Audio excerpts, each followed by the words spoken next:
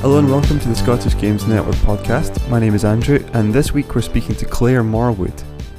Claire is a games designer and an artist based in Dundee, and she's one half of Threefold Games. Along with Chella Ramanan, she developed Before I Forget, which is a narrative game about a woman living with dementia that was nominated for a BAFTA in the Beyond Entertainment category. Claire is also a member of the Dundee experimental games community Biome Collective, and she's worked with Creative Dundee and InGame in Dundee.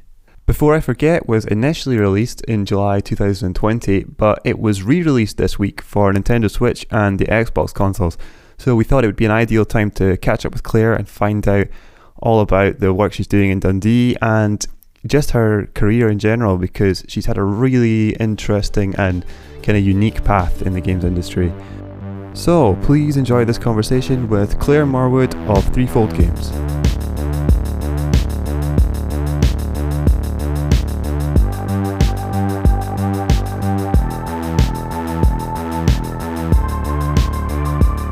Thanks so much for taking the time to talk to me this week, especially when That's all right. you have big things happening. No problem. So it's two days now, the console port? Yeah, it's super soon. It's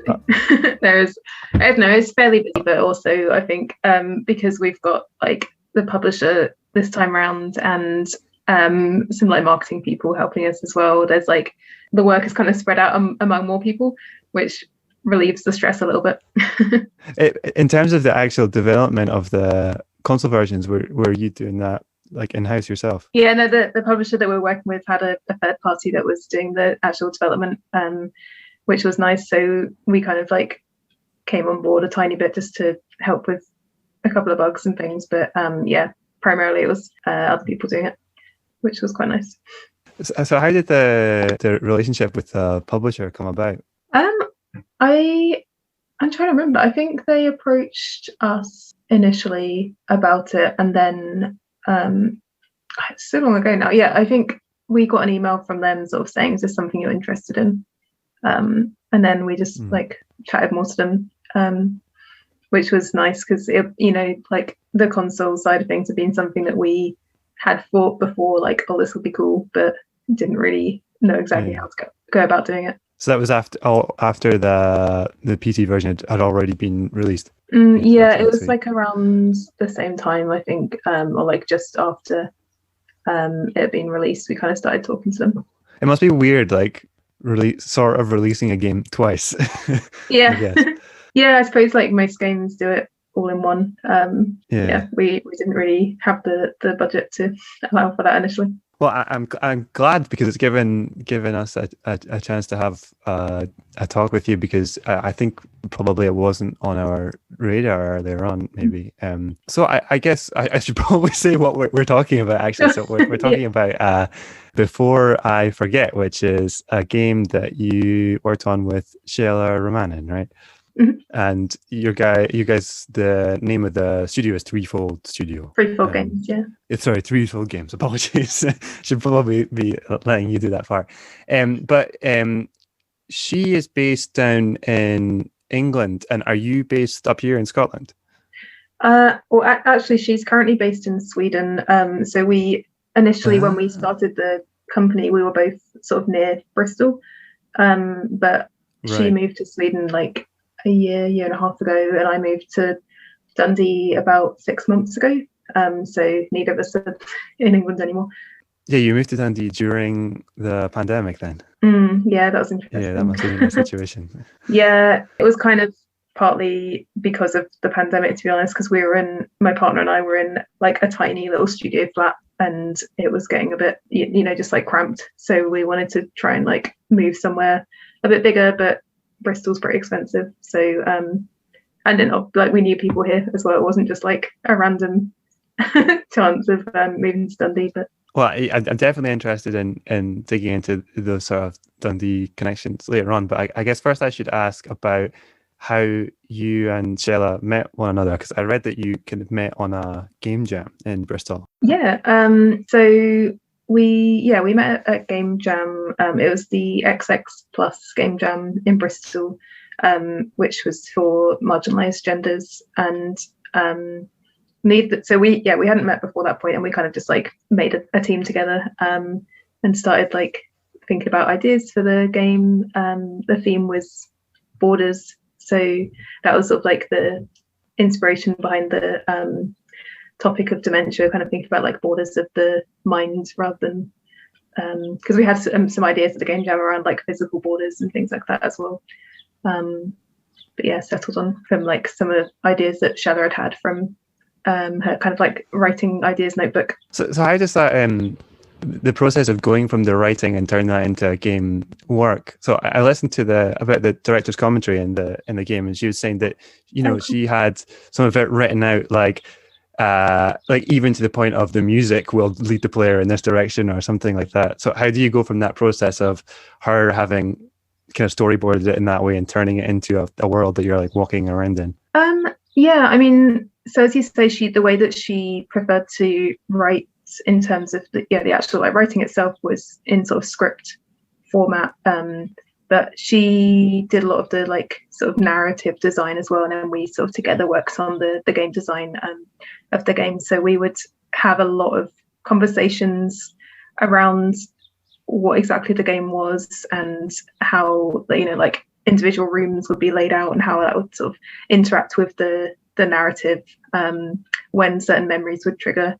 But I actually found it like pretty helpful working from that script format, because she would put a lot of notes in about what was in the rooms, how the environment would be. So it was quite easy. Well, I mean, yeah, like I said, there was a lot of conversation as well around it, but then it was kind of a nice thing for me to be able to like read through and be like, okay, so this room's got this in it, and then this needs to happen at this time, and start planning it out like that. Was there anything in that sort of situation where when you have the script and the idea and it meets the reality of like trying to make that into something, that you end up having to sort of change things or compromise or stuff like that? I remember you mentioning about doors being a problem in the director's commentary, for instance. Mm-hmm. Yeah, I think there's a lot of things that you can sort of, if you're writing a book, for example, you could write them and you wouldn't need to necessarily think about how the like details of mechanically how that's going to work. But then, yeah, like you say, translating it into a game, there's just all these awkward bits that you have to think about. Like with doors, it's like, does the player like actively have to push the door? Is it just like they click on it and then it opens? Does it open both ways? What, for a while we had it kind of like a saloon bar door in a lot of places, where just to make it easier in terms of like the door not clipping into the camera, for example, you'd be able to open it both ways. But then the problem we had there was the main corridor in the game is quite small, and if you end up like opening all the doors into the corridor, you end up kind of weaving in and out of them. So it's just like, yeah, lots of little frustrating things like that we had to iron out. But I mean, it was fun as well as frustrating, trying to make what she'd written kind of come alive. For sure. Was there any kind of games in that sort of genre you were looking at as a sort of kind of template or touchstone or something to help you make those decisions? Yeah. So like games from that genre that we were particularly inspired by, I think at the time, like Gone Home was a really big inspiration in terms of the level design and that sort of narrative exploration style. I remember there's an amazing GDC talk that's all about the level design of Gone Home, and I remember just like studying that, trying to get tips on how to do that kind of level design really well. Mm-hmm. And then What Remains of Edith Finch was another really big inspiration in terms of the sort of like narrative design and the sorts of techniques that they use in that. Obviously, it's a bit more kind of abstracted, I suppose, in that game than in Before I Forget, with the all the different like scenes that you can go into. Mm-hmm. And actually, Virginia as well. That game was really inspirational in the sort of like the cinematic techniques that he uses. Like there's a lot of things like jump cuts that they do in that we took inspiration from. Yeah, for sure. I can see that between the kind of warping of reality sort of thing from Edith Finch, and then also the yeah, the time cutting sort of thing as well. Yeah, totally. I hadn't put those two and two together, but that makes sense. Well, speaking about the kind of level design aspect of it, had you done that kind of like first person narrative sort of game before? Had you worked in that sort of space before, or was that your first time kind of in that kind of space, I guess? Yeah, it was my first 3D game that I'd worked on. I mean, I've been like interested in kind of spatial storytelling, I guess. But yeah, it was like primarily thinking about it in terms of like 2D games and just, I guess, using the mechanics of movement to tie in with the narrative. But yeah, it was definitely I don't know, really fun to like learn as we went along about the level design part of things. Luckily there are like lots of, I mean, yeah, the GDC talks that I've watched is like where I learned a lot of my game design knowledge, to be honest. There's a lot of really cool stuff out there. Yeah, well, I just wondered like if there's anything, like obviously you've done like lots of work with Bitsy, and then like, you know, hundreds of like game jam projects and stuff like that, it seems like, and like kind of what principles kind of stay the same from those kind of like a 2D thing, and like what is completely new when you're in that sort of environment. Yeah, I guess something I think about a lot, I guess, is like pacing, in terms of, I guess, pacing in terms of like the layout of a scene and what you're going to interact with at what point. I mean, with a lot of my Bitsy games, they are fairly linear in a sense, where so you can kind of have a certain amount of control over where you expect the player is going to go, and the kind of pathway they're going to take. And I guess to an extent, Before I Forget is like a little linear in that sense too. And it's like there's some choice over where you're going to go, but there's like a fairly predictable path in terms of what the player is going to see, for example, after they've like interacted with an object, or which area they might go to next. And something we did for that, which I've done little Bitsy games as well, is to kind of like map out a rough player pathway in terms of the kind of emotional response. So thinking about, I guess, the intensity and the you know, how like happy or sad or any other emotion that the player might be at any point in the game, and trying to, and then I guess that comes to back to what I was saying about pacing, and trying to kind of like space that out so that it's tells the like emotional side of it tells a story throughout the pathway of the game. If that makes any sense.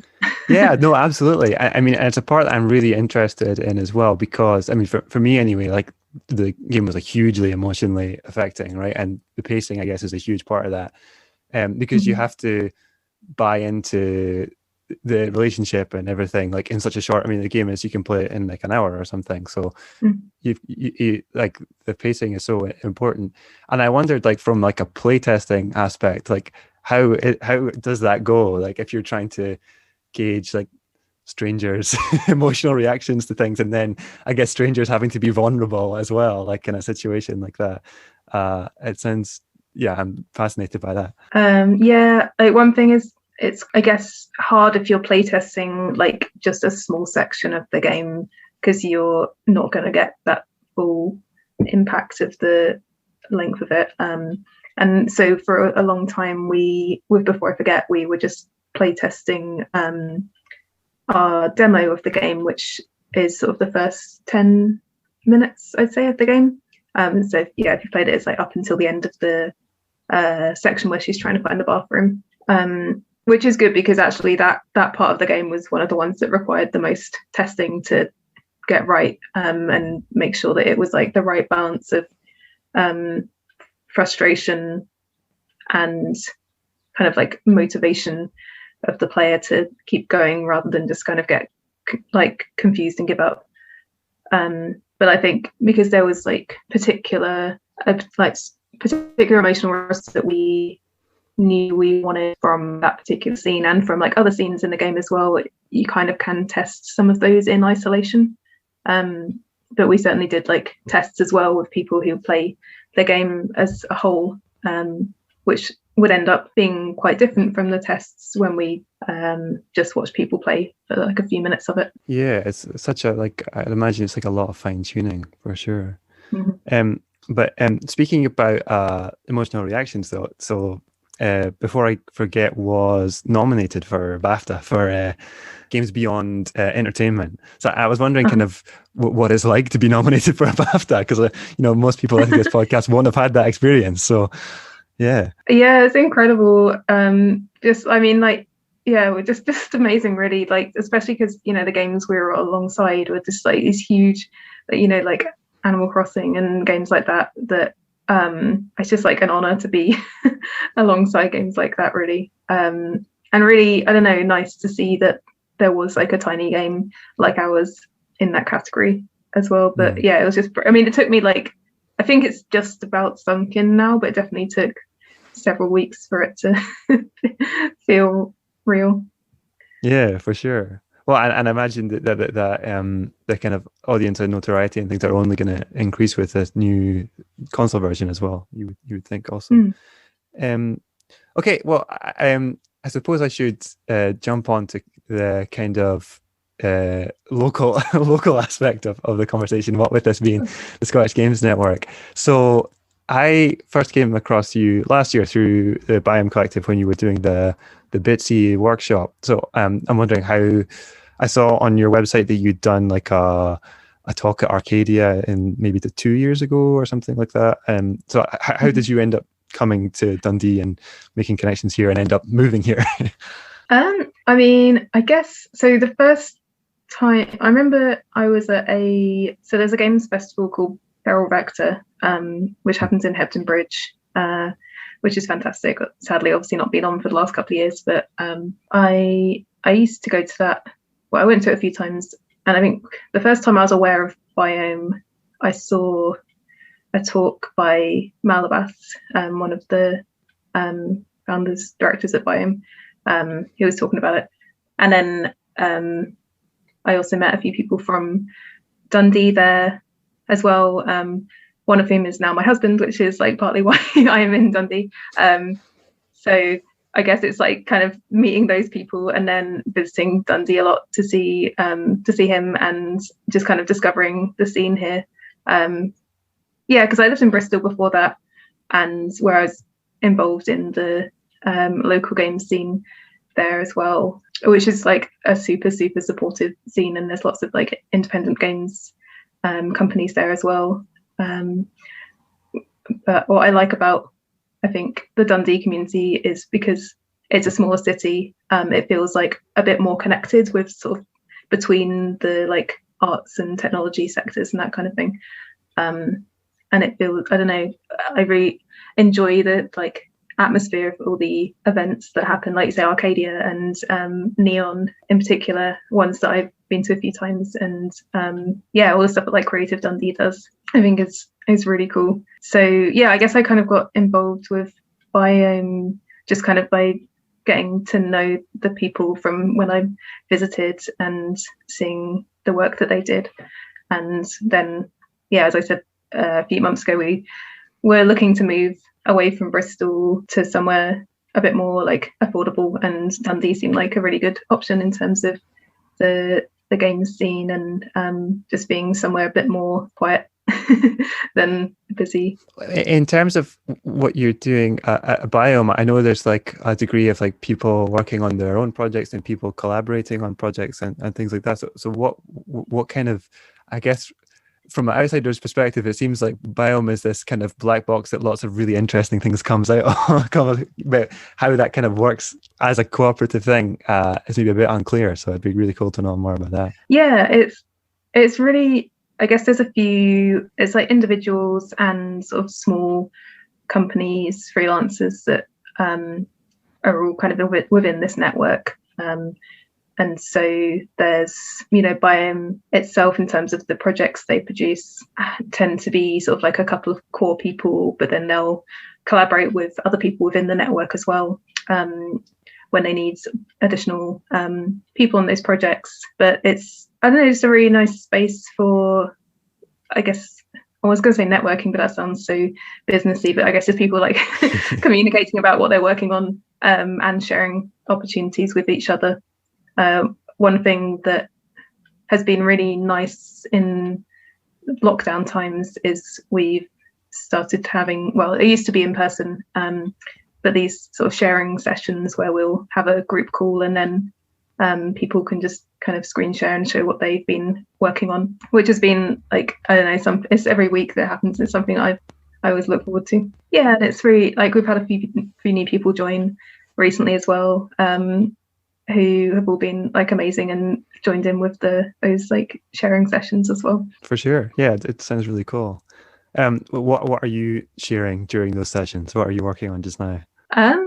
I've got this personal project that I've been working on, which is kind of like an interactive music album, I guess, which has been fun because I have been learning how to like do digital music stuff, which I had no idea about a few months ago. So it's been kind of a nice project for me to just experiment a bit with, which is cool. For sure.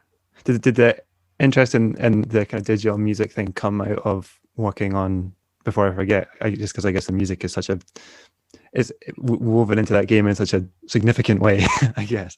I guess in some ways, yeah. I mean, there's a sequence in Before I Forget that definitely got me thinking about a lot of this stuff, which is the end kind of hallway sequence where you're walking down this hallway with lots of kind of red lights and newspapers, and then at certain points that correlate with changes in the music track, you'll have these like jump cuts and you'll move to different areas of this corridor that increasingly gets more and more complex and confusing. And that was it was a really fun time of development in Before I Forget. And there was a bunch of us, you know, me and Chella, and also Dave, the composer, and Jake, the audio programmer and designer, would all kind of have these conversations about how that section was going to work. And I think it turned out really well, the way that I think at least it seems to turn out pretty effectively. Yeah, I guess these like ways of interacting in terms of like your movement and the environment with a piece of music. And I'd made a game before for the Meditations project that happened a couple of years ago. Was that the Autumn Light one? Yeah, it was actually. Oh, you've seen it? Yeah, I had to look at it. It's really cool. Oh, thank you. Yeah, which I guess that was a similar thing as well. It's just one piece of music that I found, and then you're just walking in this straight line down a street and you can change some parameters of the environment. So yeah, I guess it's been something that's been in my head for a while, of like how you can, I guess, kind of like interactive music video almost. Cool experiment. Yeah, it's something that really interests me as well. Is there any particular games or I guess interactive experiences like that you've really enjoyed that meld the music and the sort of interactiveness together and like that, I suppose? Yeah, I played Sayonara Wild Hearts recently, which I thought did that really well. I guess it's a little more on the kind of gamey side of it, more so than I'm necessarily going, but I think, and it's sort of like on the border of like rhythm game, I guess, which is, I don't know, it's interesting thinking about how music can be used in games and how because there's quite a lot of these sort of rhythm style, you know, like Crypt of the Necrodancer and games like that as well. One game that I played that was more, I guess, less like that is called Teenage Blob. Yeah, that's sort of, I guess, like a playable punk album. By Team Laserbeam. Oh, cool. Where things are kind of in time with the music, but it's more like sections of the game are kind of representing sections of the song. So there's like a skateboarding level and that will like different morph into like sort of different areas of the game that you're skateboarding in, depending on where you are in the song and that kind of thing, which is cool. It's like Beyonce's Lemonade, but a game rather than a film. Like it's like choreographed sequences for a song. That's so cool. Okay, well, in which case I'm definitely looking forward to seeing that project come to fruition then. Absolutely. That sounds great. So I guess I'd like to speak a bit about, I mean, going through your website and kind of your history and stuff, like you've done like so much and like a big wide range of stuff. So I want to talk a bit about that if it's all right. And I guess one of them was that you did a degree in geology. I heard, right? So how do you go from geology to doing what you're doing now? What was that kind of path like? Well, I suppose games have been something that, like, since I was a kid, really, I've been really interested in, like, making games. You know, when I was little, I used to make board games kind of based off things I was playing at the time. And then when I was a little older, I got hold of Game Maker for making little digital games as well. But it was never really something that I pursued academically, just because I thought, oh, science is like a good thing to do. People do science. I don't know. So yeah, exactly. And I mean, I love geology, like, and especially because I did my master's in paleontology as well, which is why I moved to Bristol in the first place. And I mean, that was just because of an interest really in, like, I guess it's sort of an interest in like systems and how, I mean, because geology is, I suppose, like all about these huge interlinking systems in the earth, and especially like paleontology, it's a lot of thinking about how those systems change over time, which I find really interesting, and also just like getting to see all these like weird monsters from the past.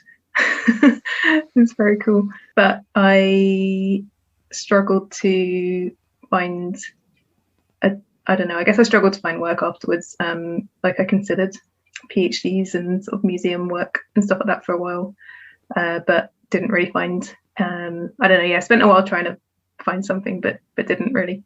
And then at the same time, I was still doing games related stuff as a hobby and working with friends who could code, because at the time I didn't code, and so I would do like artwork for games in game jams. And then had like just sort of taught myself to code using online resources for a little while, and eventually kind of transitioned into the tech industry, and later on was able to make games my full-time occupation, which was, so it's been like a bit of a weird path, I suppose, of just sort of following, I don't know, seeing what happens along the way, really. For sure. What was the role that you moved into in tech? It was sort of an SQL development job. So yeah, lots of databases, which was like, I learned a lot for sure. Yeah, I've heard quite a few people kind of talking about transitioning specifically from doing like database stuff into games. So it seems like that there's some connection there. Would you say that you were doing the kind of art stuff first and then kind of development stuff after, and now they're kind of mixed together? Yeah, I mean, I did try and start to code when I was like 10 or so. I just like, you know, some really basic stuff, but then I sort of got out of the habit of it, and I think told myself somewhere along the line that I don't know, coding wasn't really something I could do for some reason. But no, I'm glad I did get back into it. What was the kind of point that you reached, the kind of turning point where you were like, from you know, having made all these projects and collaborating with people and teaching yourself, when did you reach that point where you're like, I can do this, like I'm a game developer now, like in a professional capacity, I guess? Because okay, you mean in terms of like as a sort of full-time? I'm trying to remember, but I think I had started taking on some like small amounts of freelance work alongside my main job, and I guess knowing that I was able to get some kind of income from it definitely helped in terms of feeling confident to make that transition into trying to do it as a full-time career, I suppose. So it was gradual rather than a sudden transition. Well, I think it's something that definitely a lot of people are interested in, because you know, there's lots of people that are graduating in like games stuff, or I guess are also doing coding stuff and making their own projects. And although they're like the industry is growing and it's had a really good year, there's obviously like far more people doing that than there are jobs. So like being able to do it on your own and make it sustainable and stuff like that is like really important. And I imagine there's lots of people that are kind of, so I mean, I suppose that's what you've done, you and Chella have done with Threefold as well, is kind of established your own thing. So how do you go about making that work in terms of logistics, in terms of funding, in terms of stuff like that? Yeah, I guess it depends on what your goals are with it, and how sustainable you need it to be, because Threefold Games for us isn't a moneymaker, if you know what I mean. It's not like the thing that's kind of driving our income. It was always, before I forget, it was always a passion project, and it was kind of always a thing of like, if a few people buy this game, great, but we're not going to rely on it. We didn't really have like a business model that was like, we need to make profit on this game in order to fund the next one, which obviously for we're in, I think the fact that we had other jobs alongside it made that possible. If that had been, we'd tried to make that our primary source of income, I think we probably would have had to go about it in a very different way and try and get funding earlier on, and possibly even change, I don't know, I don't want to say this, but possibly even change like the type of game we were making. Just we had a lot of issues with trying to get funding for that game. Yeah. I mean, maybe this is a difficult question, but do you think, like, obviously it's like a hugely important game. I mean, like, I can say that from my perspective. And also, I mean, obviously it was like nominated for a BAFTA as well, and you've got all of this positive press coverage in the trailer. And do you think it would be possible to make that kind of thing in a business-led environment? Yeah, I'm sure it would be. Well, I'd like to think it would be. I don't know. I mean, we spent quite a while trying to different funding routes, and weren't successful. And we tried sort of pitching to publishers, who often the feedback was that wasn't the sort of game that they would be able to take on, for various reasons. Some people told us that the game wasn't long enough, for example. So for a while we ended up trying to make it longer to fit with that, but then sort of realized that actually the game probably wouldn't be as good if it, I think it's the sort of game that you don't really want to be playing that for more than an hour. I think it would lose a lot of the impact that it has. I don't know. I think there are more funds available these days, and more people that are trying to provide opportunities for games that are less sort of commercially focused. So I would hope that as time goes on, that sort of thing is more possible. And I think it's just easier to find out about those sorts of opportunities now than even a few years ago. For sure. Well, and hopefully as well, like the fact that you made this game and other people are making similar things, and they're proving that that people are interested and there is an audience, you would hope that would at least open the door somewhat. So I would also like to talk a little bit about the stuff you've done with Bitsy and kind of your sort of education-y type stuff you've done with that, and then the various other education-y type things that you're involved in as well. So could you explain a bit about kind of your background with Bitsy and how that came about? Sure. Yeah, I think the first time I was aware of Bitsy was just it kind of cropping up on my Twitter feed, and there was suddenly, like, sometime in like 2017, I think, there were all these games that started appearing that all had this really like similar style, and I was like, oh, that's strange. There's like a lot of people making pixel art games at the moment, and I didn't realize they were all made in the same editor. But then I clicked through to a few and saw that they were part of this Bitsy game jam, and looked into that further and saw that there was this editor that people were obviously all using to make games for this jam. And I just was really intrigued about it, and all the games had this sort of like, I don't know, felt really sort of mysterious. I think there's something about the art style that Bitsy creates, and the sort of, I don't know, yeah, the abstracted sort of like minimal style of it. I find, yeah, like mysterious, definitely, I guess is the word. Yeah, I agree. I totally agree. So I followed it, and I signed up to do the game jam the following month and spent a while. So I think the theme for that one was the phrase "a secret," and so I was trying to think like what I could do with that, and made this game called Cats Out of the Bag, which is probably still like my longest Bitsy game that I've made. But I definitely found I'd had all these issues before with making games where my ideas, which I think is really, really common for people that are new to making games, but also people that have been making games for a long time. It's just like a general issue of like scope management, where you have these really big ideas and then you try and come to make it, and it just gets a bit out of hand, and then you keep like adding features. And at least for me, I found that I would just never actually, I had like a lot of half finished games that I hadn't finished. But with Bitsy, I found that I was able to actually like plan something and finish it and have this game, which was quite a refreshing experience, and also not have loads of technical issues like with larger games engines, where there's always bugs that you have to fix that you end up having to do workarounds that deviate you more from what your original, I don't know, just it takes you out of that sort of state of creativity where you have to then like shift to thinking about how to fix something technical, which I suppose is just a different way of working. But it was quite refreshing in Bitsy to just be able to make things and for it to work and to build on that and never really leave that creative state. Mm-hmm.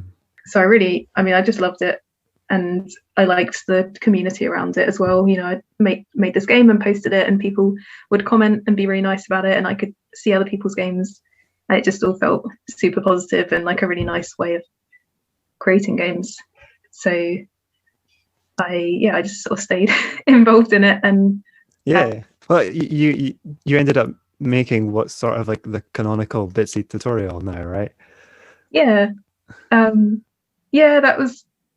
It was kind of just like a random thing that happened, really, because I started following lots of people in the sort of Bitsy community on Twitter, and I remember someone on Twitter just sort of saying, "Oh, it'd be good if there was a tutorial for Bitsy," and I just thought, "Oh well, maybe I'll see if I can make one and post it."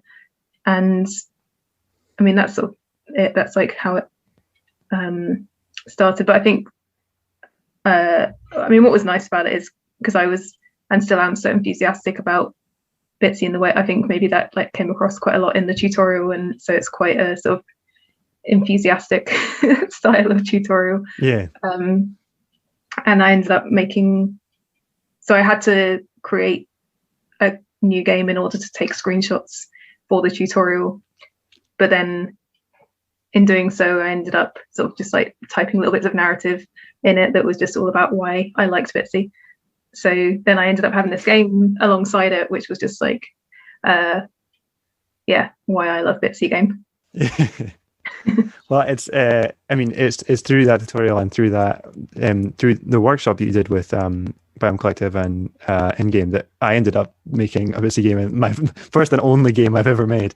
So I really enjoyed it. But I was wondering if like through doing those workshops and taking people through it, like if there's things that you've learned from people that have like never made games before and then are bringing something, or like weird things that you've come across through people that are like coming at it fresh, I suppose.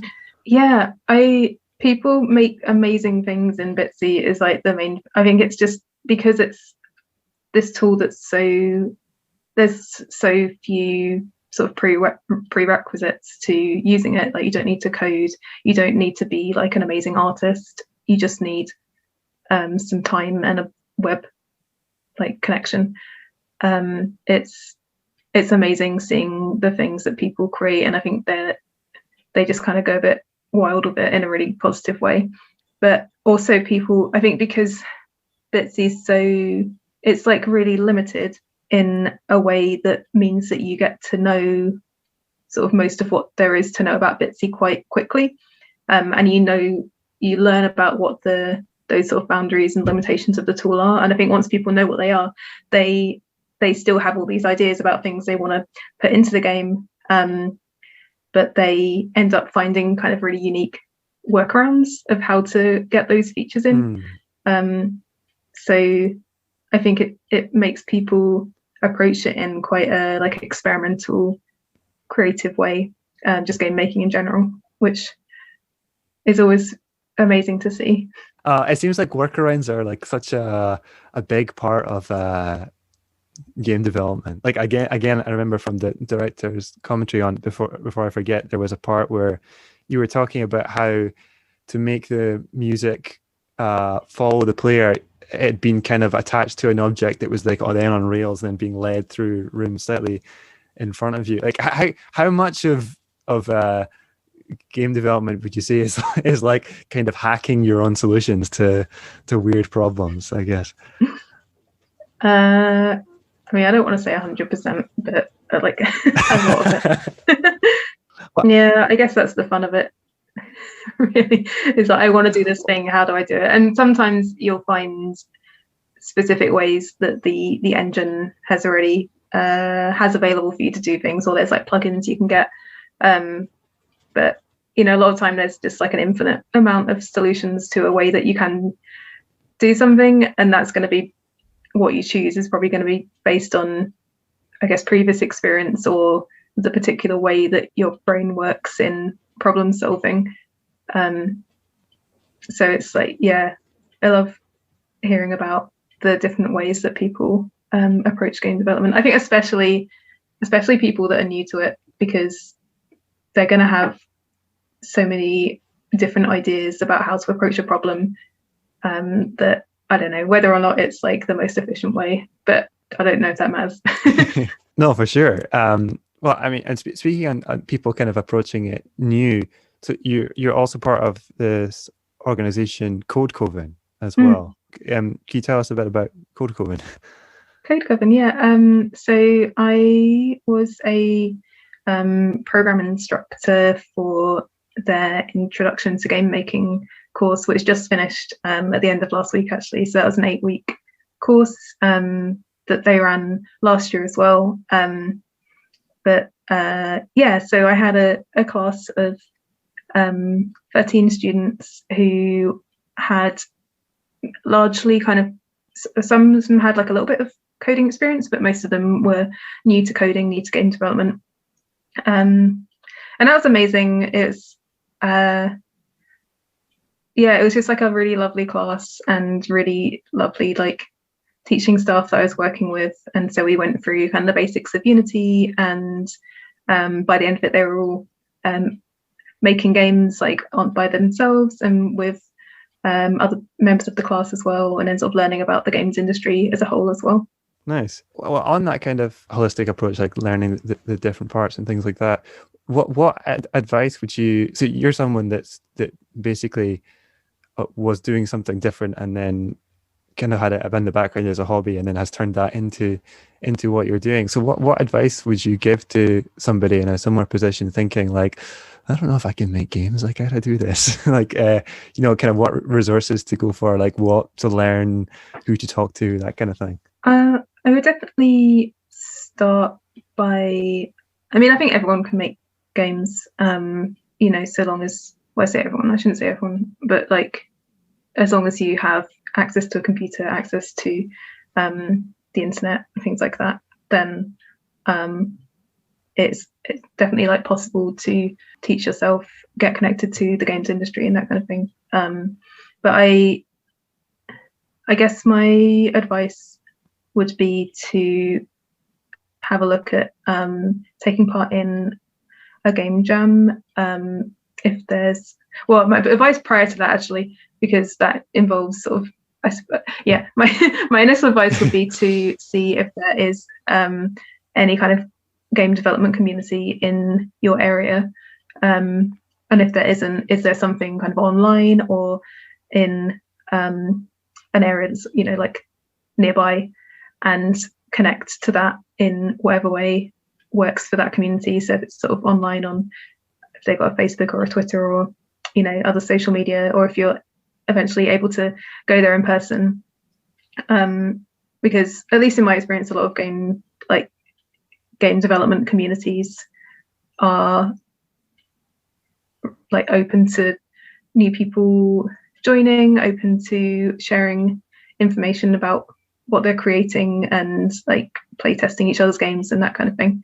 And yeah, from there, I guess I would say that taking part in game jams is something that can be really fun. And even if you've never made a game before, something like a tool like Bitsy or, for example, Twine is another really good one where you don't need to code, but you can just make sort of branching dialogue stories.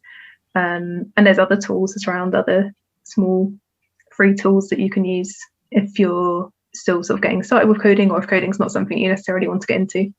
And you know, most game jams as well are free, and you can sign up to them, and it doesn't matter if you make something finished, you can just like post whatever you've done and see what other people have been working on. Yeah, I guess like get connected to other game developers, even if it's just following people on social media, seeing what events are happening and making something small, even if it's just like a sort of a game design more than anything, or if it's using small tools like Bitsy. For game jams, do you think there's like a basic level of something you should be able to, like for example, like I've been along to game jams before and just kind of nosed about and stuff like that. I've signed up to them and I've always thought like, oh, I'd really like to take part in one of these, but you know, I'm not an artist. Like I don't have any kind of programming skills. Not everyone needs a musician, and there are better musicians than me. So like if you're someone that's kind of in that position, like what would be a good kind of like basic level of I guess input to be able to bring to something, right? Like what would it be good to know to like, I don't know. Do you get what I mean? Yeah, I know what you mean. I mean, one thing I'd say is that I think, I mean, I've been talking about digital games, but I think, you know, there's also board games, physical games, kind of like, you know, folk games and that kind of thing that, I don't know, I guess game jams probably have their own rules about what is like eligible for that particular jam, but I don't think there's anything. I think making like a physical board game or something for a game jam is really cool. And I suppose there's elements of that tie into all sorts of game making, just game design in general, and thinking about, especially with board games, like the sort of social mechanics of how the game works and the like sort of rule set of the game and how all the elements interact with each other. So I suppose kind of concepting and game design is always something that's really beneficial within game jams. So perhaps sort of reading up or watching videos online about game basics of game design is a really good place to start. For sure. Mentioning about different types of games there, I saw on your site you had a few things listed as flat games. What is a flat game? A flat game was a kind of genre of games I think coined by Laura McGee a few years ago, who created, she set up a game jam called the Flat Jam, which has been running every year since then, I think. And a flat game is generally a game that has sort of limited interaction in terms of mostly it's just movement through an environment, like normally a 2D environment, but I don't know if it like has to be 2D. And in terms of that, there's sort of not really much else in terms of interaction. So kind of like an interactive collage, I suppose. I see. Yeah. Is there any examples that you have that we can play anywhere? Of my games or of yeah. Well, I mean, of yours, but I mean, it could be someone else's if you want, but of yours for sure. I mean, in terms of other ones, I would definitely recommend looking up the flat jams. So they're being hosted on itch.io. I think if I type in Flat Jam 2017, which I think was the first one, into Google, it comes up with the link where you can play the games that people submitted to that. Sweet. And with my ones, my favorite flat game that I've made is called This System, which I made on this it's like a flat game making tool by Mark Wonnacott called Flatpak. And it's like an Android based tool where you can take photographs of things like drawings or just things in the world, and then kind of crop out the bits you want to keep and then sort of stick them together to make this collage. So you're just sort of building up this world that you can walk through. Sure. But so with that one, I took lots of photographs of stuff outside, and I wrote lots of words kind of in the environment by like putting stones together or sticks or like seaweed or something, because I was at the beach, and then made this, I guess it's like a poem almost that you can move through, and you can go lots of different directions and sort of have different ways of reading through it. Yeah, that sounds really cool. I will check it out. I'll put some links as well in the bottom of this so people can follow the stuff through. I have to say, as someone preparing for an interview, your website was an enormously helpful resource. Like, like you have such a meticulous list of like between projects you finished and even just like some ideas you had and stuff like that. Is it important to you to like kind of catalog that stuff that way? Yeah, otherwise I forget all the things. So it's kind of just for my benefit more than anything, so that I have like a record, and I can just kind of go through it and be like, oh yeah, I did this thing. Because I don't know, I feel like even there's like quite a lot of game jams and little projects that I started that I don't want to just get lost in the depths of my hard drive. So it's quite nice to have a space for them. I mean, I haven't really finished updating my website yet, as you might have seen. There's like a lot of entries that just have like a short sentence that I'm one day going to fill in with more details, but at least it's a start, and I can go back to it at some point and put in more details. I was disappointed that I couldn't see the manga drawing experiments like right at the very start. I always like seeing people's like very earliest stuff. That's some good stuff then. Is there, I guess as a last question, because I've had you on for nearly an hour here, is there any of those things that you'd like to return to sometime, or kind of see through a little bit further or something like that? Yeah, there's this game that I made with my partner, which is I think it's called Mycorrhizal, and there's a video on my website that sort of shows how it works. But so I was inspired by learning about mycorrhizal networks under the ground, where trees and fungi are sort of connected and sort of transfer nutrients and energy and stuff to each other. And also it's so cool. Like, I mean, it's like, and then they transfer sort of various like chemicals to each other, which then can help them sort of respond to the environment. So there's it's just like enormous network underneath trees, underneath forests, that connects everything together.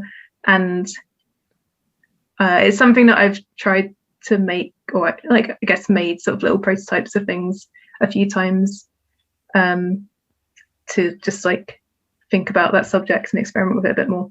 But this one that we made was going to be this sort of cooperative hidden information game where you have to, one of you's like a tree and one of you's a mushroom, and then you have to like swap lines on a train track, sort of create pathways for these like nutrients and chemicals to come to you, like to transfer between each other. But there's different colors of pathways, and you are wearing like one half of sort of the red blue 3D glasses, which means, although it's more like cyan yellow, I think, because that's the colors that worked. So when you wear these, like for example the cyan glasses, then you don't see the other person's pathways because of the colors we set up. So you kind of have this hidden information that's only hidden when you're wearing the glasses, and then through that you have to sort of work together just by communicating out loud about what pathways need to change. So that's fun. I mean, cool. It doesn't work perfectly, but it's like a really fun idea in terms of how you can have like hidden information on the same screen. Yeah, the concept as well. I think I'd read something about that before, about how, you know, like if there's like an infection or a poison or something in a forest, that like the other half of it can like adapt based on the the information traveling through. It really ties in well what you were saying earlier about geology and systems and the kind of parallels and things there. It's perfect. Wrapping everything up really nicely. So I appreciate that. Definitely, if you're interested, look up Suzanne Simard's work, because she's like an expert on mycorrhizal networks, and she's got some TED Talks which are fantastic. Amazing. Okay, I'll add that in as well. Yeah, we're getting loads of really valuable stuff here. Thank you very much. Okay, I think that's been absolutely fantastic. Thank you very much for that. I should probably reiterate that Before I Forget is out at the time of recording in 2 days. Yeah, so Before I Forget is now on Nintendo Switch and Xbox One and Xbox Series X. Perfect. Okay, thank you very much. Really appreciate it.